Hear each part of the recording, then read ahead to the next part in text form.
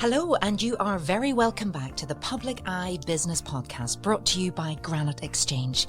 I'm your host, Sara Travers, and throughout the series, I'm speaking with local entrepreneurs and business owners to learn more about how their companies have come to be, to gain insight into their growth, and find out how they continue to innovate.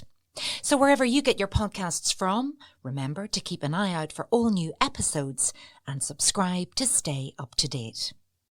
Well, today I'm joined by Sara Callanan, Managing Director, and Michael McCrory, Head of Consumer PR at Elevator Promotion. Sara and Michael, you're so welcome to the podcast studio. How are you both today? Great. Thank you very much, Sara. Yes, lovely to be here. Thank you for the invitation. Well, I'm looking forward to hearing more. And before we begin, I'm going to give a little bit of background on Sara, Michael, and Elevator Promotions. Elevator Promotions are Northern Ireland's #1 promotional marketing experts who've just created a PR division. They connect brands with people using smart thinking, years of experience, and inquisitive minds. The business was founded in 1994 by Sara Callanan at a time when there was no World Wide Web, email, smartphones, or social media. They strive to create and deliver unique and effective promotional and PR campaigns, and they do this with passion, creativity and commitment, which is why some very big names choose Elevator and they stay with them. Now, Sara's originally a Dubliner. She studied law in UCD, but after graduating, she decided to follow her passion for marketing all the way to London, where she worked with big names like NatWest, Cadbury and Golden Wonder. But 9 years later, when love brought her back to Belfast, Sara didn't want to leave behind her career aspirations, and that's why she seized the opportunity to start her own promotional marketing agency as part of the well-known GCAS Communications Group. 17 years ago, Sara had the opportunity to buy the business out and rebranded as Elevator. She's never looked back. Now, Michael is the ultimate example of starting from the bottom and climbing his way to the top. At just 17, he began working part-time in a bar whilst juggling a full-time office job. Though he had dreams of pursuing PR, his wanderlust took over and he landed a hospitality role that allowed him to travel the world from Ireland to Abu Dhabi. Now he's back in the PR game and he's a firm believer that traditional paths to success, like college, aren't the only way to make it. With a solid work ethic, self-confidence and a hint of good fortune, anyone can achieve their dreams. So quite an introduction to a very exciting business, and I suppose it would be great at this point to find out a little bit more about who you are as people, a bit of information about yourselves. So Sara, we'll start with you first of all. So my background actually is not in marketing. I'm a law graduate, but I decided I didn't want to be a lawyer. So I took myself off to London and worked in marketing agencies there. And over time found that I was in a relationship with a guy in Belfast and needed a purpose, a business purpose, as well as an emotional purpose to move here. And that purpose became setting up my own business because what I was doing, promotional marketing, just didn't exist here in Belfast. So I had a very compelling reason to set myself up in my own business from the get-go. And you made it happen. Brilliant. Yeah. We'll come back to that in a minute. What about you, Michael? So how long have you been working with Sara? How did it start for you? Yeah, so our relationship started, I checked this morning, 4 months and 1 week ago, although we have known each other for a lot longer than that. So the PR division for Elevator just opened that very short time ago. Very short time ago, when you're on the podcast today, I suppose, to tell people exactly what you're doing now. Well, Sara, if we go back to what you were doing, first of all, promotional marketing, that was originally what the business idea, but it's expanded. Yeah, I mean, it's still very much one of our core specialisms, but what we're now proud to be able to offer clients is the fact that we also offer consumer PR under the one roof as well. And that's proving to be really, really popular with our clients. So the promotional marketing covers a number of their requirements, but adding the PR division has really sort of filled out our offering. And Michael, PR has been your baby. It is my baby, yes. As Sara put it so eloquently, I'm kind of running my own business within a business because it's just me. It is lovely, I have to say. And I love the challenges that are coming with it as well. And it's great that the clients that Sara has built such a good reputation with are also trusting me to do some PR. So it has been a lovely, lovely start. A very busy start, but a lovely start. And an exciting time to be starting a business, but so much is unknown out there and so many exciting opportunities too. So I suppose, give us the elevator pitch for Elevator. Well, we offer many services, but they come under really the one umbrella, which is making connections. So we're all about connecting brands with people.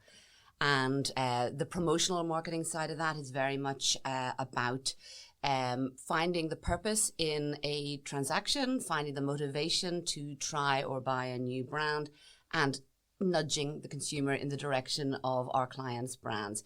The line used to be that if advertising takes a horse to water, sales promotion is all about making it drink. Yeah. Over the years, obviously, as needs and consumer expectations have changed, how we deliver that connection has changed. So obviously, social media is now a key part of our offering, and that's probably one of the biggest changes for us. Obviously, we've changed with other technology changes over the years, from smartphones to laptops, but the social media aspect of marketing is probably the biggest change to our offering. PR obviously isn't a new offering in the world of communications, but it is something that was missing from what Elevator was offering to our clients. And the fact that we can now offer it either on an ongoing retainer basis or on a project-by-project basis is proving incredibly popular. And did this happen organically, or did you know that Michael was the one for you, or, you know, why now? It happened organically, and as Michael said, we already knew each other and had worked on some shared clients together. So when the opportunity arose to actually make our sort of business connection a more sort of integrated one, it just was a bit of a no-brainer, particularly with a couple of our key clients who we shared in common. And we knew it was going to allow us to offer a much tighter, focused, integrated service to those particular clients. So can you tell us a little bit about your clients and the client base? Because presumably you've both worked with lots of different people, but anything exciting you're doing at the minute? Well, so Elevator is lucky to have a range of very sort of well-known household brands as our clients. So and they're a mix. They're not all brands. Some of them are services. So we would boast TransLink, Tato, Boost Energy, Fitzwilliam Hotel, Malin Sausages, the list goes on. The list goes on, and it's varied. So it's many of Northern Ireland's favourite household brands. I didn't mention Dale Farmer, Irwin's, for example, as other ones. So there's that's been going on, and a lot of our clients have been with us for a very long time. Boost is a relative newcomer because we've only worked with them since 2017. So that's what I mean by having kind of ongoing clients for a long time. And Michael worked on the PR for Boost for a number of years, and that was one of our big sort of interests and motivations in our merger this year, was actually being able to be better service Boost in what was a very important year for them, which was their 20th year in Northern Ireland. Gosh, and Michael, tell me about your love for PR. Yeah, so I grew up in a household where a career wasn't really discussed very much. I didn't do A-levels, I didn't go to university, so I kind of fell into PR by accident. I saw a job back in 1996 it was, public relations, and at that stage I was doing a few hospitality jobs, and I thought, well, I really enjoy working with the public. I'll see what this is about. Went along for the interview, and I worked out this morning that next year is my 25th year in PR. So I immediately connected with it. It was lovely to be able to flex the muscle that you like to write, but there's also the creativity. There's the connecting with the business community. There are so many things about PR that I really enjoy and I really love, and I'm passionate about it. What's been the most exciting thing you've worked on to date? We were thinking about that on the way down on the drive. And recently, it was actually last week, we did the 20th birthday for Boost, and that was a huge campaign. It involved lots of PR, lots of the marketing team, and a big headline event then in Titanic Hotel. I mean, just to see all that come to life. The campaign was called Always in Your Corner, which we interpreted for the whole of Northern Ireland. And it was a very successful campaign and a very exciting campaign. And wonderful when you've been connected with them for such a long time. Is that what you like? You like getting a client and just staying together? Would you see yourselves as a very loyal company, or do you ever get a point where you think, do you know what, I think we've done enough for you now? No, I mean, it can happen because obviously you're not just dealing with companies, you're dealing with people. We're very lucky. Most of our clients, both the companies and the people, have been with us for a very long time. So clients such as TransLink have been with us for over 20 years. Tato's been with us for almost 20 years.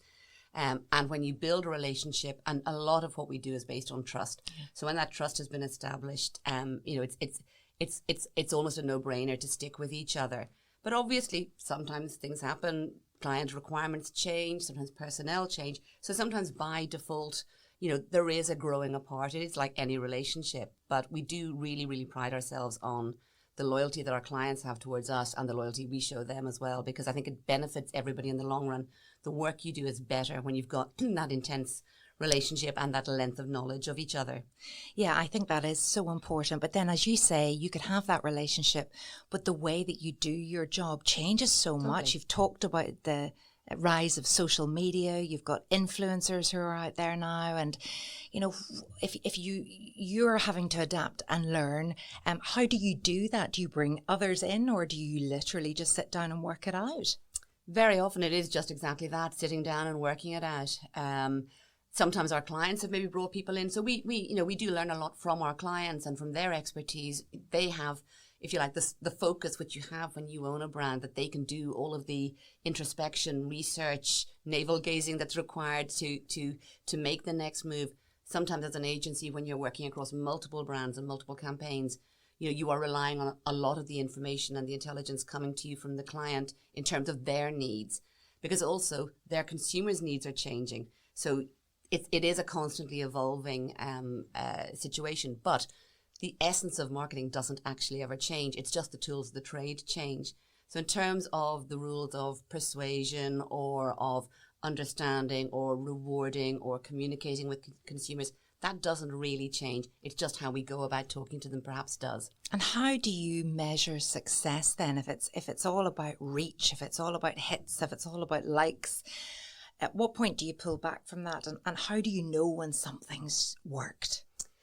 Well, a lot of our clients are very focused on the results, and because we're, if you like, at the promotional marketing end, we are also often looking at sales. So we may be looking at, have they sold more of this particular product in the 12-week period of the campaign, or over a period of time, has a certain perception or attitude changed? So we may be looking to connect more with an 18 to 21 audience, and they've noticed the brand is getting older. Actually, the research that will follow up will actually establish, have we managed to shift brand perception? Have we sold more packs in the time? And also with things like the likes and impressions, we will have objectives. I mean, our clients are very numerate in terms of the results. So even in terms of likes and impressions, those will be down as key KPIs at the start of the campaign. We will be held to task on whether we've delivered on those KPIs and those objectives. How much pressure is that, those KPIs, those results all the time, Michael? Oh yeah, there's pressure. It's because your client has given you a huge budget, and maybe not a huge budget, and you want to get as much out of that for them as you can. So we always feel the pressure, especially because we have such good relationships with our clients. We always want to deliver, but almost over-deliver for them as well. Get a lot of pleasure out of that, when you see their faces at the end of a campaign, and you've maybe added 10% onto what you've maybe promised. Now, Sarah, and you've both been talking about, very high-profile clients. If there's anybody listening to this, a lot of entrepreneurs tune into this podcast. I'm just thinking, are you looking for new people?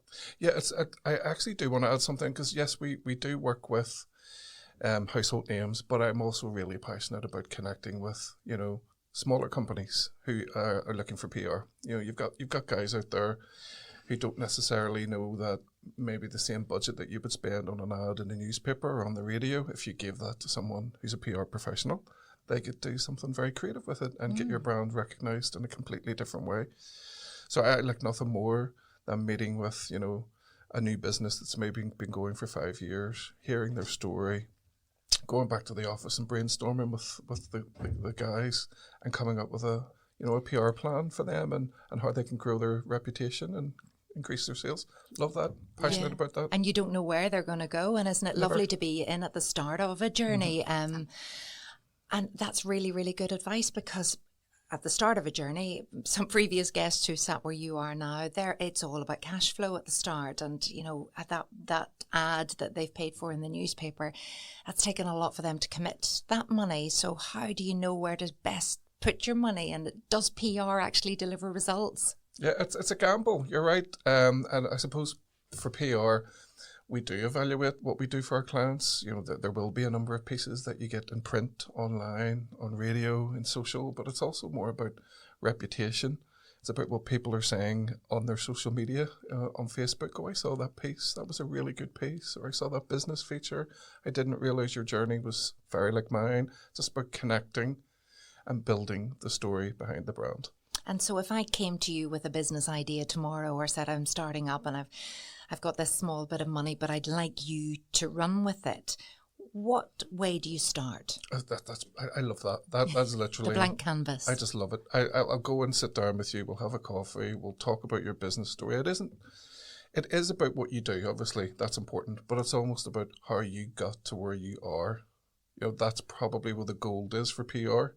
Your business story, the struggles you've had, the successes you've had, the hoops you've had to jump through, and that to me is the heart of the story. And it's about that person usually, which is exactly what we do here in the podcast. Correct. Yeah. And actually, Michael already mentioned the Boost's 20th birthday. So as a for instance, there, a lot of what the marketing team was doing was we're trying to make sure that we launched a number of new flavors and products for them this year. We did a number of key campaigns that we activated, but all the way through this, through PR, we were telling the Boost story, the history, how they got to where they are, but also not stopping there. What's next in the pipeline? They're not sitting, back on their laurels. It's all about moving forward. So that's a great example how our KPIs for that campaign they were about achieving sales, loyalty, shifting the perception a little bit towards a younger audience, introducing new flavors, but also telling that big brand story, because they also have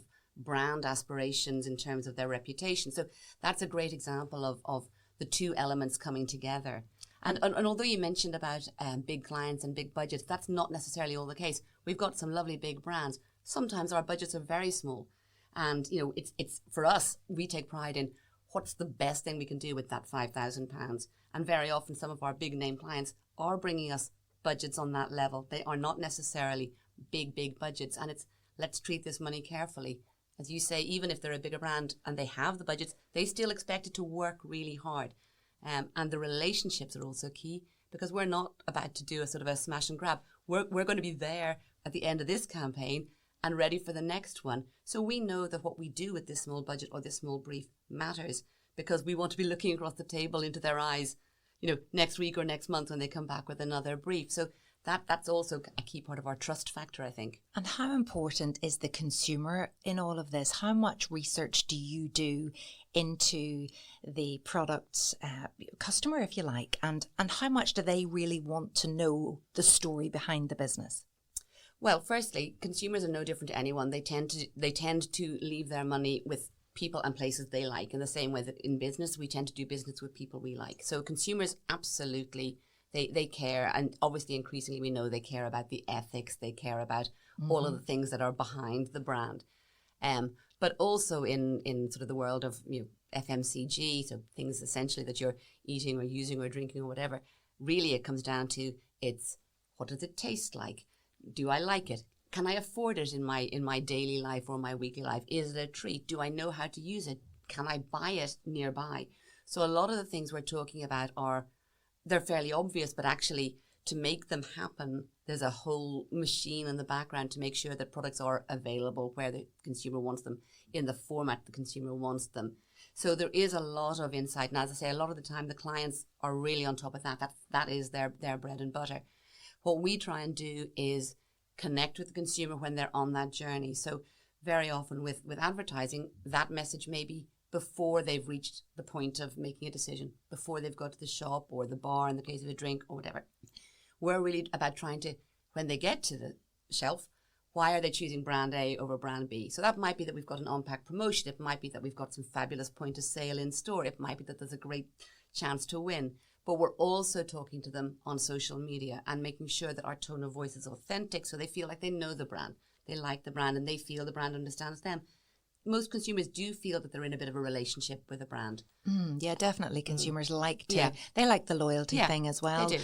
But what about those businesses that are constantly trying to get in there, trying to get you to click on their ad, or, you know, the algorithm, the rhythms and the cookies, because it's become heavily regulated. People are a little more savvy now as to, is my phone listening to me? All of these things, this product placement. How careful do you have to be there? You do have to be very careful. And frankly, you know, it's easy enough to bombard people and to reach numbers if that's the way you're actually measuring the reaction. You can but, you do know, that. For brands such as Tato, you know, the love that the consumers feel for Tato, you know, we don't have to try, and we know we don't have to. We put it there and let them come. And I then know we there talk are to them. other crisps available. Yes, but really. Are there though? Are there? I don't know. You can't beat cheese and onions. No. So yeah, you have to be very careful because there isn't any substitute for that genuine love that people feel for a brand, and when they do feel a connection. And if you actually spoil that relationship by over commercializing it, then you can actually damage something. Now, that's not to say that for some brands that's not the right way to do it, because actually they maybe are selling more online, they maybe are actually getting their numbers by doing it, and that may be what their objective is, purely units, not necessarily the love and the relationships, and that's fine. But for most of the brands we work with, we do need that sort of deeper emotional connection. And Michael, do you want to add anything to that? No, I think that's perfect. That's exactly. She's Yeah. done it in a nutshell. Yeah. Totally. And the business is going well. You're working well together in your 4 months, and 1 week. Yeah, yes. I have to say, I'm loving it. I enjoy my job anyway. What's that saying? If you like what you do, You never work a you day never in your work life. a day in your life, Yeah. and I love what I do. And you get to eat Tato, cheese and onion whenever you want. Obviously, yeah. No, I love what I do. I love working with Sarah. It's a really varied team, lots of different personalities, which always helps. We just had a new member of the team, so we're expanding. So yeah, it's a fantastic place to work. So Sarah's already mentioned that the essence of what you do hasn't changed, but, you know, how does operating on a daily basis, how does it look now compared to the way it looked when you started out? Oh God, yeah. So when I first started out in PR, we didn't email photographs. The photographs were taken. We got the 5x4s into the office. We typed out our captions, sellotaped them onto the back of the photos, and then they were couriered to sellotape, and they were sent to the Telegraph, the Irish News, newsletter. And at that point, then we had to wait days before we saw any coverage. Usually, That's right. You I must think I remember might have that. been in some of those photos 20 Absolutely. years ago, 25 years ago, and you wondered, will it get any coverage? Yeah, so now you that's do a an massive- event and it's immediate. Now, literally, I can take a picture from my phone, or I'll be out on a shoot with a press photographer. He'll do a photo, he'll email it to me, and then it goes to the newspaper, and it can be online within minutes. So different now. Is that too much pressure, or is it okay? Do you prefer it? Do The you know what? immediacy of it? I think because, okay, it was kind of overnight that all of that happened, but it's almost, you're on the journey, so you're able to kind of grow with it. And, you know, I'm lucky in a way that I've seen where we've come and where we are now, and I've been able to roll with it. But I love that immediacy of it. I think it helps me do my job. Yeah. And, you know, it can also be a pain, you know, Well, I used to especially with social media. work in the news as well, and Absolutely, somebody said it should actually be called the olds now because nobody makes that appointment to view anymore. So when you're tuning in at 6 o'clock or 10 o'clock, it's nearly the olds. It's the wrapping up, and they've got it all On their phones. earlier in the day. So yeah, it's so much has changed Yeah, it's even in such a something short like- period. It's even something like, you know, holding back, because usually when we do photographs for a particular PR piece, whether it's for GM marketing or for the Fitzwilliam, we would usually hold those back for days and let the newspapers have the first go at using them. Like, that is another thing that's changed. Now they're just out on social media immediately. Or somebody else has taken the snap of someone you else has taking done the it, yeah. snap, and you know, how do you stop people attending you want the buzz of the event, and nearly if you're too late with your social media, you've missed the boat. Correct. So does that add pressure? I think the immediacy does add pressure, but I think it also adds it adds results. It adds texture and quality to what we're doing. Everything is obviously faster, and faster doesn't always mean better. I mean, obviously I'm old enough to have, worked with faxes. I think our new recruit starting today, well, if I try to explain what a fax was, I think, she'd still be looking at me. And a modem and all those things. And that famous noise when you're dialing up. But actually, an email is a wonderful thing. But I think we all, can confess to just death by drowning of emails, just the sheer number that come in. And, I heard somebody yesterday on the radio talking about, I was trying to catch up with emails, and they said, oh, but don't you know, you can never catch up with emails. No, and I went, exactly. oh, that's actually so true. You should see how many are unread on my phone, Yeah. and then I think, and the stress of it, and then you think, really, if I don't respond to this, will the world end? Yeah. And another thing I kind of like to add in, just in terms of how the world has changed now from a PR perspective, and certainly from a marketing and promotions perspective, is the rise of influencers. There's a couple of our brands in particular, like the Fitzwilliam being one and Parfums de Marley being another one, where influencers are very, very important to us. So back in the day when I first started out in PR, there was no talk of influencers. No. The influencers were usually footballers, pop stars. They were kind of, which The were celebs. unattainable, Mm-hmm. which were unattainable. But now you can go out into Belfast, into County Derry, Londonderry, and you can find influencers in those regions where your clients are potentially operating.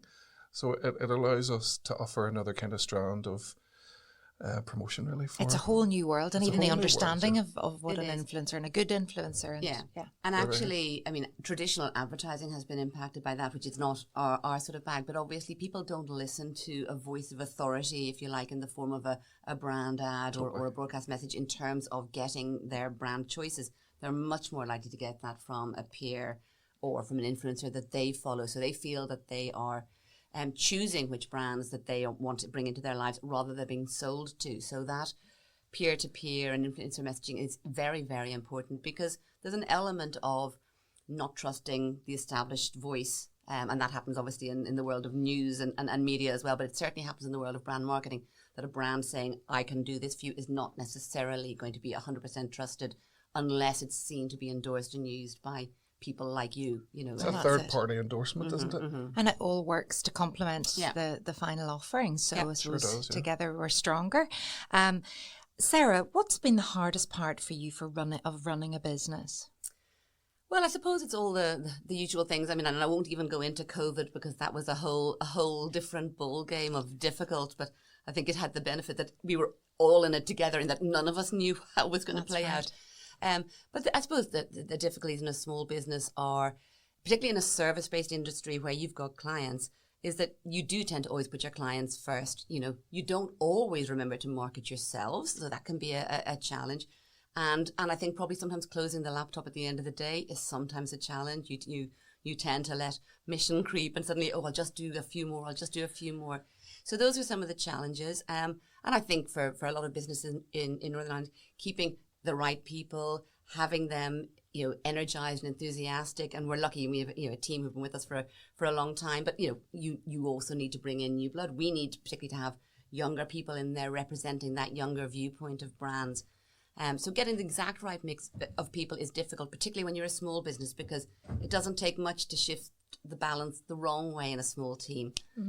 So those are some of the difficulties. And do you all go into the office, or are you remote? Or We are sort of hybrid currently, because it seems to suit us, and I think it's a perk of a small business that we can offer. So we do 3 days together in the office, and then 2 days working from home.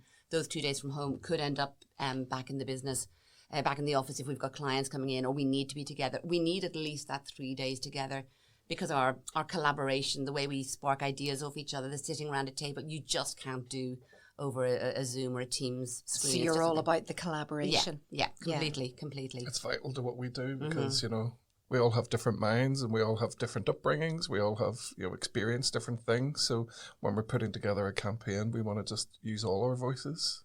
So that can be a really positive experience. But what if everybody thinks that their idea is the right one? How do you deal with that? Sarah will make that decision.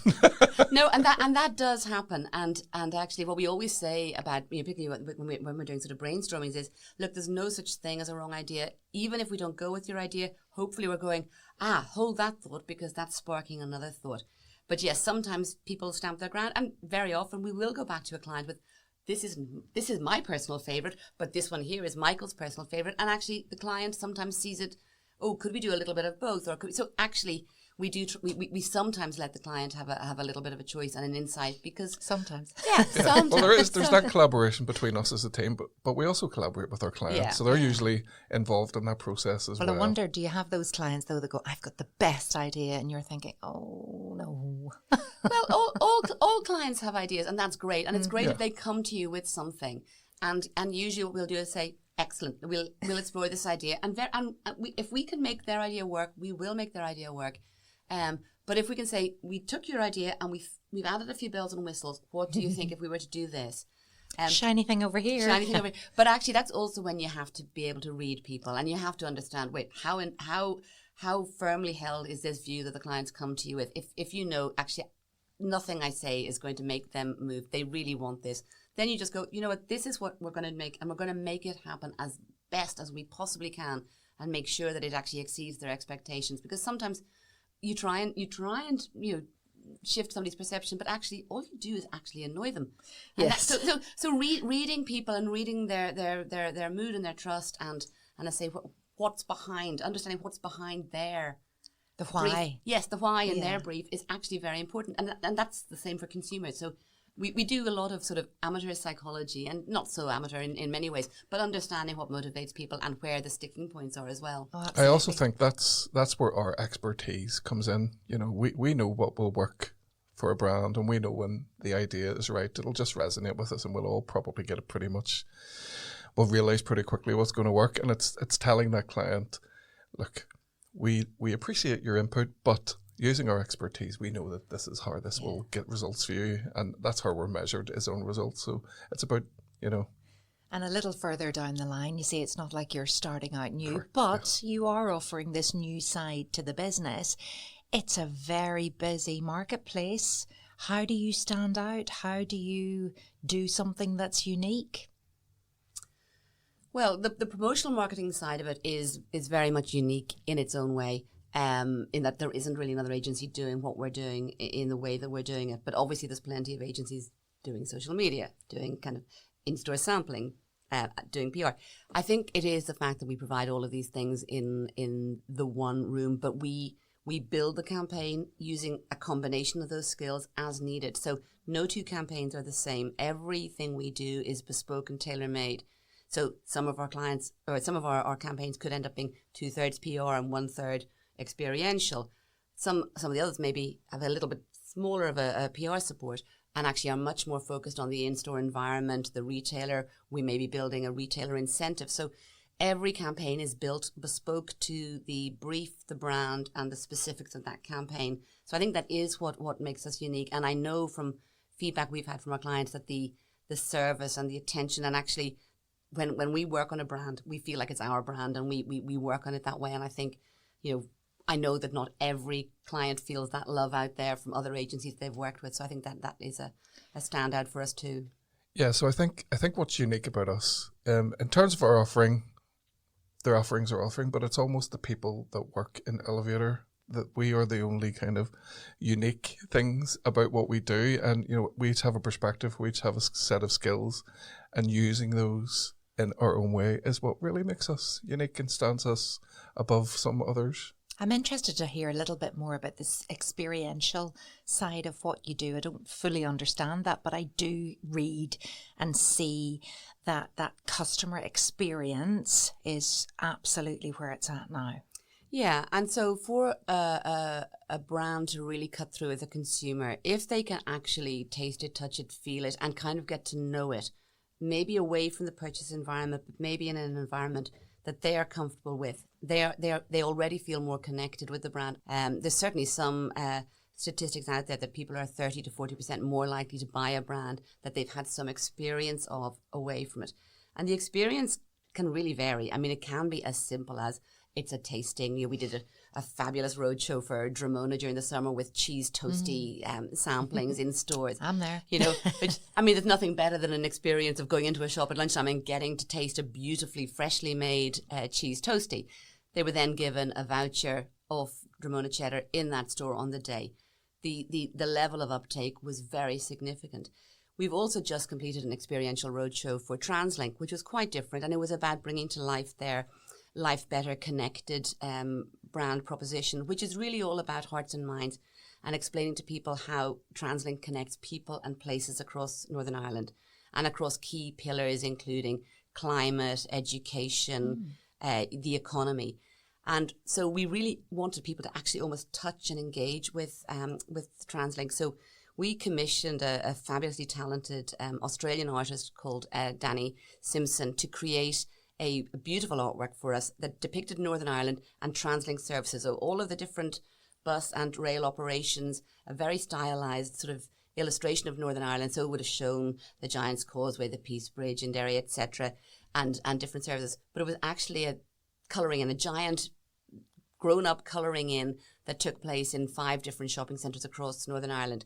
So it was a 3 metre by 2 metre display, and consumers were invited, or visitors to the stand were invited to colour in a section that they felt connected them with TransLink.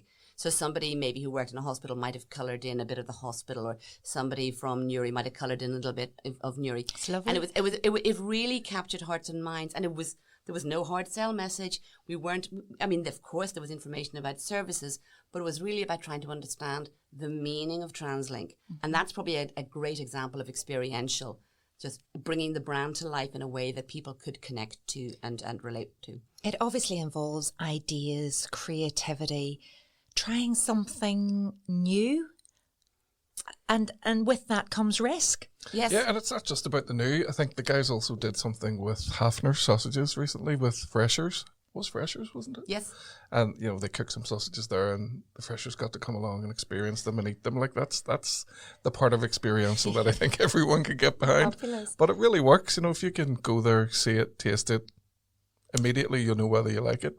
You can create a fan for life by doing it that way. Absolutely, and they'll remember the first time they tried it, and it reminds them of their university experience. So, Yeah, absolutely. Yeah, fabulous.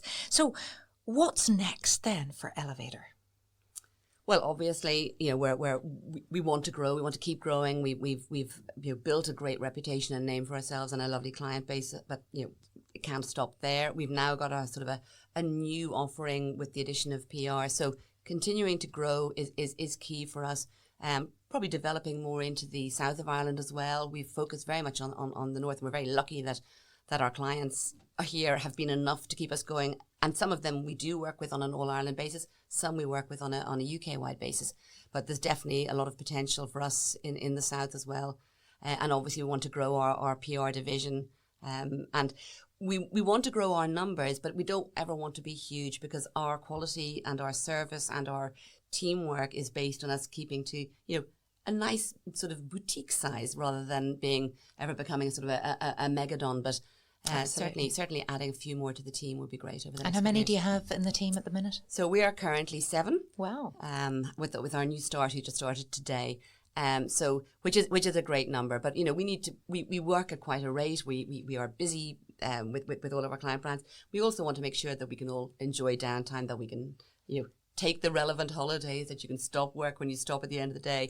So that's you need to have enough people so that everybody can have that sort of quality of life and enjoy their downtime. And the culture of the organisation is important to you. What would you say your values are? Well, I suppose we would say integrity and honesty. I mean, we are not hierarchical. We try to be very democratic. Obviously, some people have more experience, some people are older, but we also try and learn from the younger members of the team, because actually everybody's voice should be heard. So, no, we try to be very inclusive, fair-minded, and honest. But Michael probably has a view, seeing as he's a newer member of the team. Yes, as a newbie that's just been onboarded. What made you pick Elevator? Well, when I think about no pressure. When I think about the approach that we take, common sense just screams at me, because we do kind of take that common sense approach. I think sometimes people can intellectualize things a little bit too much, when it's just like, well, hold on. They just want to taste it. They just want to eat that. They just want to see that. Simple. Keep it simple. Simplicity. Yeah, simplicity and honesty and integrity, they're good values. This, obviously, podcast is usually listened to by people who have an entrepreneurial spirit, and people are fascinated, as you said already, about the story and the why. I just wonder, feeling a little bit vulnerable, Is there anything you would change about the business journey you've been on to date? Any life lessons that you could pass on to somebody else? For me, the journey was actually fairly smooth, but often, as is often the case, accidental, and knowing when to say yes to the right thing. As I said, I moved to Belfast to be with my now husband, so I needed to find a suitable career outlet to follow on from what I've been doing in London. I was put in touch with somebody that led to me setting up my own business. So knowing to say yes, going, this feels good, this feels like a good way of doing it, where I get to have my own business, but a safety net of an existing group of companies. And then when a few years later I got the opportunity to buy myself out of the group, that also felt good. And I thought, no, I don't need to think about this too hard. I think very often the decisions are actually already there in your head, and you just need to have the confidence to say yes to them, or at least to say, why not? And I think that's probably the thing I would say when an opportunity comes a knocking, just say, why not? This could be the right thing to do right now. And it may be something external to you, maybe not exactly the plan you had, but actually that, why not? This is good. This has happened for a reason. And I think that's exactly sums up setting up our PR division was, why not? This feels exactly right, even though I didn't know it was necessarily going to happen right here, right now. So that gut feeling, you've kind of trusted it and it's always delivered. Yeah. So I think when it comes to entrepreneurs, Sarah, I think I have so much respect for people who go out there and, take a risk, because it is a risk. Advice that I would give them: have a look at competitors who are doing the same thing that you are. Have a look at what they're doing right, maybe what they're getting wrong, and reflect that in your business offering. the purpose of this podcast, Sarah and Michael, is to inspire existing business owners and ambitious entrepreneurs to grow their business by offering an insight into the success of businesses such as Elevator Promotions.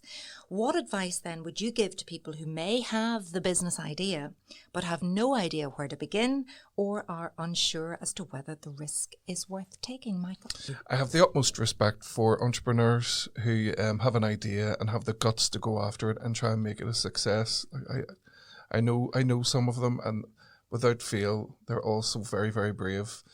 When it comes to how they approach it, have a look at what your competitors are doing. Are they doing something that's working particularly well? On the other hand, are they doing something that you feel isn't working particularly well for them? I think there's no harm in doing some research in that respect. And I think maybe try and speak to a business mentor, someone who you respect.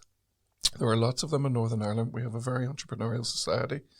And I think, without a doubt, everyone I've spoken to in my own personal life has always given me advice. They've never been standoffish. There's never been that, oh, I'm not sure I should advise this guy. He might run with an idea and do better at it than myself.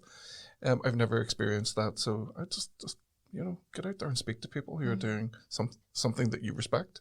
Everybody has a nugget that you can take away or decide not to take away with you. Sarah, same question to you. Yeah, I think it's all about trusting your instincts and knowing yourself. If you have a business idea and you feel that you are definitely the right person to bring it to life, then you're probably right. And as Michael says, it's about seeking advice and asking the right questions, but also asking those questions of yourself. And there are ways and ways of being entrepreneurial and people that you can bring with you on your journey, and finding opportunities and identifying and agreeing to them when they happen.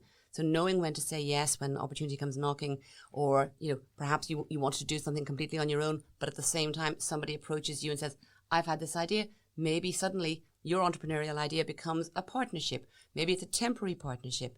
Trying to foresee every step of the journey is just not possible. It's just not ever going to happen. But if you can say yes and get yourself started and trust yourself, you will get there.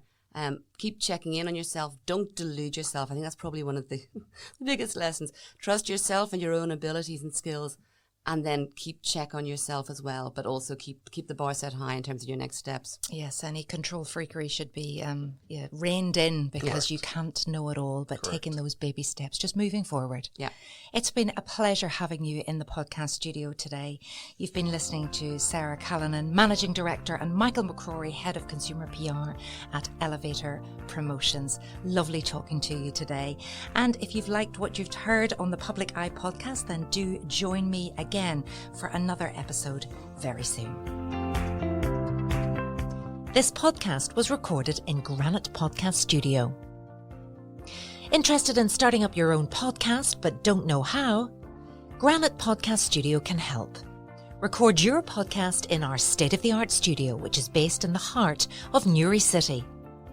Our studio has cutting-edge and user-friendly technology and can seat up to 4 people. We also provide an editing service for our team, using your guidance and editing notes to provide you with a flawless finished product, leaving your listeners wanting more.